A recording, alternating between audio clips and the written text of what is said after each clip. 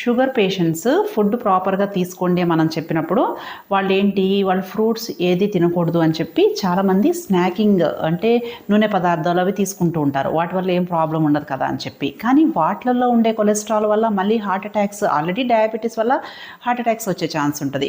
So మనకి ఈ oil foods, snacks తీసుకోవటం వల్ల కూడా మనకి మళ్ళీ ఓవరాల్గా హార్ట్ ప్రాబ్లమ్స్, లాంగ్ టర్మ్లో ప్రాబ్లమ్స్ వచ్చే ఛాన్సెస్ ఎక్కువగా ఉంటుంది. కాబట్టి షుగర్ ఉన్న వాళ్ళు అన్ని ఫ్రూట్స్ అవాయిడ్ చేయాలని లేదు కదా. మనకి షుగర్స్ తక్కువగా ఉండి ఫైబర్ ఎక్కువగా ఉన్న ఫ్రూట్స్ షుగర్ ఉన్న వాళ్ళు తీసుకోవచ్చు.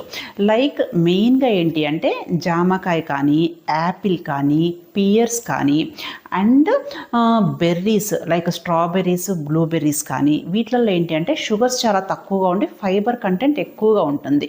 అండ్ ఇంకొకటి నిమ్మజాతి పండ్లు, ఆరెంజెస్, ఇవి ఎక్కువగా తీసుకునేటట్టు చూడండి.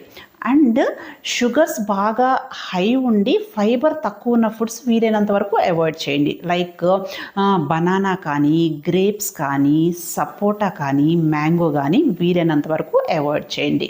అదే డ్రై ఫ్రూట్స్లో అయితే రైజిన్స్, కిస్మిస్ ఒకటి, యాప్రికాట్స్ ఒకటి షుగర్ కంటెంట్ హై ఉంటుంది కాబట్టి వీలైనంత వరకు అవాయిడ్ చేయండి. సో ఇంకొకటి ఏంటి అంటే మీరు ఏదైనా ఫ్రూట్స్ తీసుకున్నా కానీ ఓన్లీ పండ్ల రూపంలో మాత్రమే తీసుకోండి. జ్యూసెస్ రూపంలో అస్సలు తీసుకోవద్దు. దానివల్ల ఫ్రూట్ వల్ల కలిగే లాభము పోతుంది, అందులో ఉన్న ఫైబర్ అంతా పోతుంది అనమాట.